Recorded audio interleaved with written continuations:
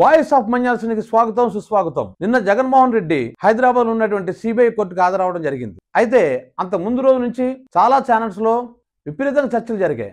ఏంటంటే Jaganmohan Reddy bail petition రద్దవుతుందని, అదేవిధంగా ఆయన జైలుకి వెళ్ళక తప్పదని చర్చలు జరిగాయి. ఇక్కడ నిన్న పర్యటన తర్వాత ఇంకొక చర్చ ఏం జరిగిందంటే ఆ జనాలను డబ్బులు ఇచ్చి తీసుకొచ్చారని. అంటే పర్యటన ముందు ఒక రకమైన చర్చ, పర్యటన తర్వాత ఇంకో రకమైన చర్చ జరిగింది. ఆ రెండింటి మీద ఇప్పుడు నేను మాట్లాడతాను. ఇప్పుడు జగన్మోహన్ రెడ్డి గారి తాలూకా బెయిల్ పిటిషన్ రద్దు అవుతుందా అన్నది చాలామందికి డౌట్. ఇక్కడ ఒక విషయం చెప్తాను చూడండి. ఆయన 11 డిశ్చార్జ్ పిటిషన్లు వేశాడు. అంటే ఆయన మీద 11 ఛార్జ్షీట్లు వేయటం జరిగింది. సో 11 డిశ్చార్జ్ పిటిషన్లు చేశాడు. అసలు డిశ్చార్జ్ పిటిషన్ అంటే ఏంటి అంటే ఏమీ లేదు. పోలీసు వారు మనం పలానా నేరం చేశామని చెప్పేసి ఎఫ్ఐఆర్ కట్టి మనల్ని అరెస్ట్ చేసి కోర్టులో హాజరుపరుస్తారు. తర్వాత మనం బెయిల్ మీద బయటకు వస్తాం. మామూలు చిన్న చిన్న నేరాల్లోనైతే 30 రోజుల్లో, లేదు మర్డర్ లాంటి పెద్ద పెద్ద నేరాల్లో 90 రోజుల్లోగా ఛార్జ్షీట్ దాఖలు చేయాలి. అలా ఛార్జ్షీట్ దాఖలు చేసిన తర్వాత ఇప్పుడు ఈ ముద్దాయి ఎవరైతే ఉన్నారో వీరు న్యాయస్థానానికి ఒక పిటిషన్ వేసుకుంటారు. ఏంటంటే అసలు ఆ ఛార్జ్షీట్లో ఎటువంటి సాక్ష్యాధారాలు లేవు, ఈ కేసు నిలబడడానికి అవకాశం లేదు, నా పేరుని అన్యాయంగా అందులో ఇరికించారు, నేను ఏ నేరం చేయలేదు కాబట్టి నా పేరుని ఆ నేరం నుంచి తొలగించండి అని వేసుకునే పిటిషన్నే డిశ్చార్జ్ పిటిషన్ అంటారు. ఇక్కడ ఒక విషయం ఏంటంటే డిశ్చార్జ్ పిటిషన్ కానీ విచారణ జరగకపోతే, అంటే డిశ్చార్జ్ పిటిషన్ మీద కానీ విచారణ జరగకపోతే బెయిల్ రద్దు ఎలా అవుతుంది? డిశ్చార్జ్ పిటిషన్ మీద విచారణ జరగదు. ఎందుకు? అసలు ఆ నేరంతో నాకు సంబంధం లేదు, నా పేరును తీసేయండి అని అన్నదాని మీద అసలు ఈ ముద్దాయికి, అంటే ఇక్కడైతే జగన్మోహన్ రెడ్డికి ఆ నేరంలో ఎటువంటి సంబంధం లేదు అని జగన్మోహన్ రెడ్డి న్యాయవాదులు గౌరవ న్యాయస్థానం ముందు నిరూపించుకోవాలి. At the same time CBI తరఫున వాదించిన న్యాయవాదులు గౌరవ న్యాయస్థానం ముందు లేదు, జగన్మోహన్ రెడ్డి గారికి ఈ నేరాలతో సంబంధం ఉంది, ఇదిగోండి సాక్ష్యాధారాలు బలంగానే ఉన్నాయి అని వాళ్ళు ఆర్గ్యుమెంట్ చేస్తారు. ఇద్దరు ఆర్గ్యుమెంట్ విన్న తర్వాత అప్పుడు గౌరవ న్యాయస్థానం ఒక నిర్ణయం తీసుకుంటుంది. సాక్ష్యాధారాలు బాగానే ఉన్నాయి, బలంగానే ఉన్నాయి, కానీ ముద్దాయి తప్పించుకోవడం అలా చేస్తున్నాడు, ఈ డిశ్చార్జ్ పిటిషన్ వేశాడు అని కానీ గౌరవ న్యాయస్థానం కానీ భావించినట్లయితే అప్పుడు డిశ్చార్జ్ పిటిషన్ని త్రోసిపు చేస్తుంది, కేసు కంటిన్యూ అవుతుంది. అలాంటి సందర్భంలో అయితే బెయిల్ రద్దు చేయడానికి అవకాశం ఉంటుంది. అలా కాకుండా జగన్మోహన్ రెడ్డికి ఈ కేసులో ఎటువంటి సంబంధం లేదు, ఎందుకంటే అంత బలమైన ఆధారాలు కూడా కనబడటం లేదు, ఏదో ఈ నిరికించడం కోసం ఈ కేసులు పెట్టారని కానీ న్యాయస్థానం కానీ భావించినట్లయితే అప్పుడు డిశ్చార్జ్ పిటిషన్ని యాక్సెప్ట్ చేసి కేసును తొలగించేస్తుంది.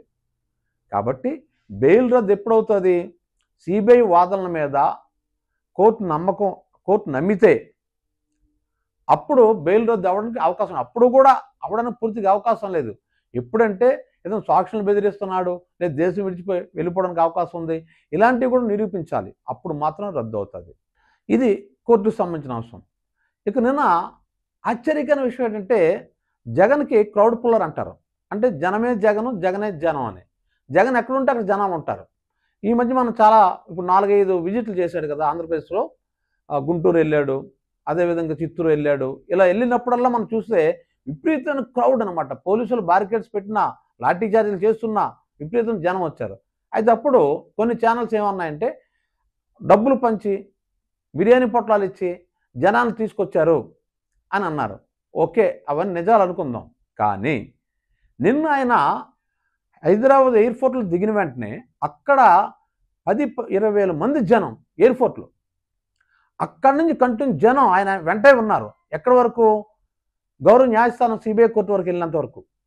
అక్కడ కూడా విపరీతమైన పోలీసు బందోబస్తు ఏర్పాటు చేసిన ఆయన కంట్రోల్ చేయడం అసాధ్యమైపోయింది. అక్కడి నుంచి చూస్తే లోటస్ పాండ్కి వెళ్ళాడు. అక్కడి నుంచి విపరీతంగా ఇంకా జనం పెరుగుతున్నారు. ఇక్కడ పాయింట్ ఏంటంటే అది వేరే రాష్ట్రం, తెలంగాణ వేరే రాష్ట్రం, దానికో ముఖ్యమంత్రి ఉన్నాడు, అక్కడ ప్రతిపక్ష నాయకులు ఉన్నారు, బీజేపీ ఉంది, బీఆర్ఎస్ ఉంది, కమ్యూనిస్టులు ఉన్నారు, కాంగ్రెస్ పార్టీ ఉంది, అన్నీ ఉన్నాయి అక్కడ. చిత్రం ఏంటంటే అక్కడ వైసీపీ లేదు. ఆ విషయం అందరూ మర్చిపోతున్నారు. వైసీపీ జెండా ఏనాడో పీకేశాడు జగన్. అసలు వైసీపీ అక్కడెక్కడ పోటీ చేయదు. వైసీపీ కేడర్ మొత్తం అక్కడ లేదు. అంటే జగన్ అభిమానులు, రాజశేఖర రెడ్డి అభిమానులు ఉన్నారేమో కానీ పార్టీ కార్యకర్తలు లేరు. ఎందుకంటే అక్కడ పార్టీయే లేదు, పార్టీ పోటీ చేయదు.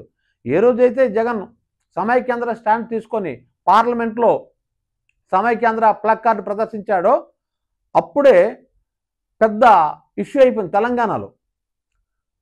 గోదావరి యాత్ర కోసం ఇతను తెలంగాణ వెళ్ళబోతే మహదాబాద్ అనుకుంటాను, పేరు జ్ఞాపకం లేదు, అక్కడ జగన్ మీద రాళ్ళతో దాడి చేశారు. మీకు జ్ఞాపకం ఉందో లేదో.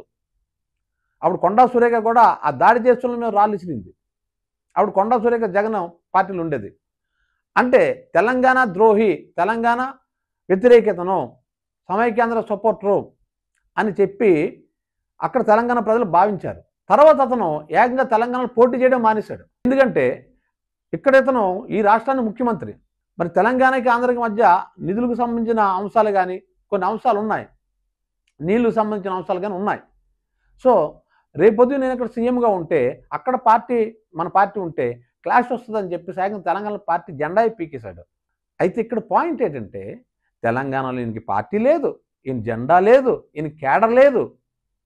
అయినా ఒక మహేష్ బాబుని చూడడానికి, ఒక బన్నీని చూడడానికి జనాలు వచ్చినట్లు జగన్మోహన్ రెడ్డిని చూడడానికి అంత జనాలు ఎందుకు వచ్చారో అర్థం కావట్లేదు. ఎందుకంటే అసలు అక్కడ రాజకీయ పార్టీ ఇంది లేదు, వైసీపీ అక్కడ లేదు, లేకపోయినా జనం ఎందుకు వచ్చారు? ఇది చాలామందిని ఆశ్చర్యపరుస్తున్న ప్రశ్న ఇది. అంటే రాజకీయ పండితులు కూడా అర్థం కావట్లేదు. ఆంధ్రప్రదేశ్లో జనం వచ్చారంటే ఒక అర్థం ఉంది. మరి అక్కడ పార్టీ లేనప్పుడు, జెండా లేనప్పుడు అక్కడ కూడా డబ్బులు ఇచ్చి జనాలు తెప్పించుకోవాల్సిన అవసరం జగన్కే ఉంటుంది. దట్టు డబ్బులు ఎప్పుడు ఇస్తారో తెలుసండి, మీటింగులు ఇస్తారు. ఏ రాజకీయ పార్టీ అయినా మీటింగ్ పార్ట్ ఉంటుంది కదా, మీటింగ్ పార్ట్లో కార్యకర్తలను పిలిచి కూర్చుని పెట్టి వాళ్ళు బిర్యానీ ప్యాకెట్లు, మందు లేదు డబ్బులు కొంతమందికి ఇస్తే కానీ రారు. అలాంటి వాళ్ళు రప్పించుకుంటారు. కానీ ఇది కాదు. ఇతను కనీసం ఎక్కడ నిలబడి మాట్లాడలేదు. చాలా మటుకు కారులోనే కూర్చున్నాడు. మరి జనాలు ఎక్కువ వచ్చేటప్పుడు బయటకు వచ్చి టాటా చెప్పాడు తప్ప ఎవరిని కలవలేదు, మాట్లాడలేదు.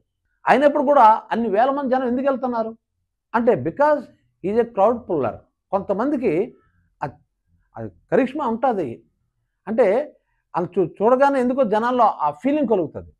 సాధారణంగా అది సినిమా యాక్టర్లకు ఉంటుంది. పవన్ కళ్యాణ్ వచ్చారనుకోండి, కొన్ని వేల మంది, లక్ష మంది జనాలు వస్తారు. ఆయన సినిమా యాక్టర్, అలా సినిమా యాక్టర్లకు ఉంటుంది. కానీ రాజకీయ నాయకులకు ఉండడం చాలా ఆశ్చర్యకరం. ఎందుకంటే ఫస్ట్ టైం అతను ఓదార్పు యాత్రకు వచ్చినప్పుడు వేలాది మంది జనం. అప్పుడు ఏమనుకున్నారు, రాజశేఖర రెడ్డి కొడుకు కాబట్టి రాజశేఖర రెడ్డి కొడుకుగా చూడడం కోసం వచ్చారనుకున్నారు. కానీ ఆ తర్వాత ఆయన ప్రతిపక్షం ఉన్నాడు, అప్పుడు జనాలే. తర్వాత సీఎం అయ్యాడు, అప్పుడు జనాలే. ఇది పదవి పోయి కేవలం 11 సీట్లకే పరిమితం అయిపోయాడు.